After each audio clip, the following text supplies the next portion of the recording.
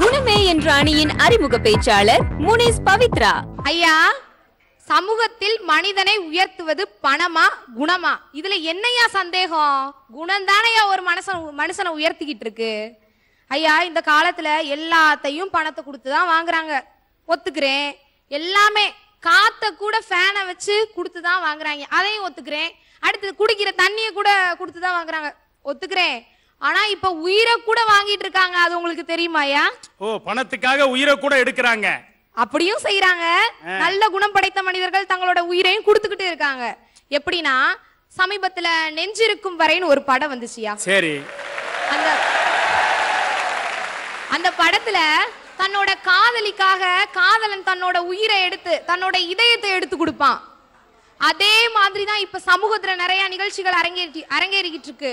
எப்படின்னா, தன்னோட இதயத்தை எடுத்து கொடுக்கறான், அவன் பணத்தை தான் கொடுக்கறான். ஆனா அந்த இதயத்தை கொடுக்கறது ஒரு குணம் தானையா? இப்படிதான் குணம் படைத்தவர்கள் உலகத்தில் சாதிச்சுக்கிட்டு இருக்காங்க. ஐயா, இந்த காலத்துல தன்னை பெத்த அம்மா சாப்பிடலனா கூட கவலைப்பட மாட்டியான், தான் பெத்த பிள்ளை சாப்பிடலனா கூட கவலைப்பட மாட்டியான்.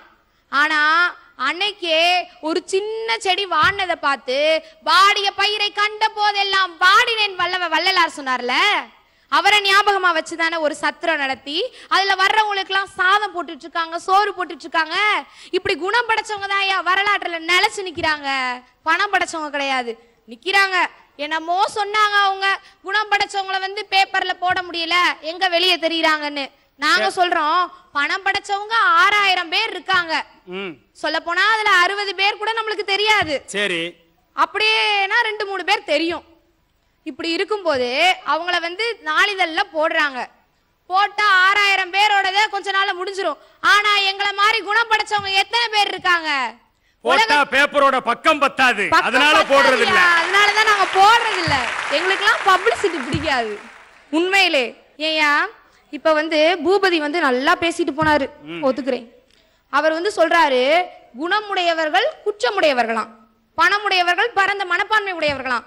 சரி, பரந்த மனப்பான்மை உங்களுக்கு இருக்குல்ல, நான் பணக்காரனா வந்துட்டேன், உங்களையும் பணக்காரனா ஆக்கணும் ஆசை எங்களுக்கு இருக்கு அப்படின்னு சொல்லிட்டு சொல்ல வேண்டியதானே?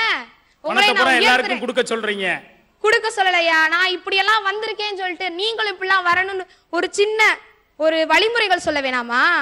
எதுவுமே சொல்றது கிடையாது, சுயநலமாவே யோசிச்சுட்டு இருப்பாங்க.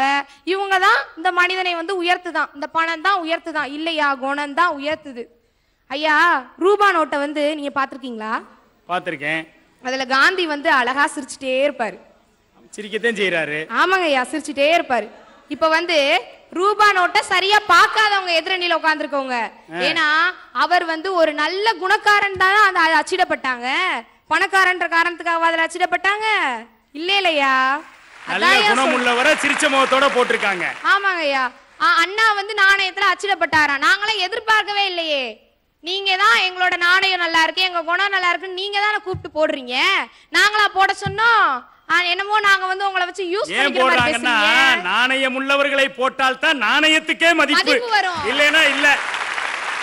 ஆகவே ஒரு மனிதனை சமுதாயத்தில் உயர்த்துவது குணமே குணமே குணமே என்று கூறி விடைபெறுகிறேன். வாய்ப்புக்கு நன்றி, வணக்கம்.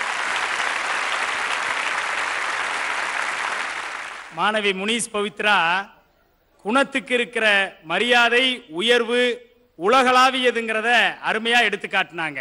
பணம் சுயநலமா யோசிக்க சொல்லும், போலித்தனத்துல நம்மளை மூழ்கடிக்கும், அப்புறம் காலித்தனம் செய்வோம், பணம் இருந்தா எதையும் பார்த்துக்கிறோம்டான்னு சொல்லி செய்யாத சேட்டையெல்லாம் செய்வோம். ஆனால் குணம் இருந்தால் அங்கே அன்பு அடக்கம் அத்துணையும் ஒன்றாக வாழ்க்கைக்கு உயர்வை தரும் என்று அந்த அடிப்படையிலே அருமையாக பேசி இருக்கிறார். இப்ப அவருக்கு பதில் சொல்வதற்கு பணமே இன்று சமூகத்தில் மனிதனை உயர்த்துவது என்பதற்காக விவாதம் செய்ய பெருங்குடியில் உள்ள புனித அன்னாள் பெண்கள் மேல்நிலைப் பள்ளியினுடைய மாணவி பானுப்பிரியா வருகிறார்.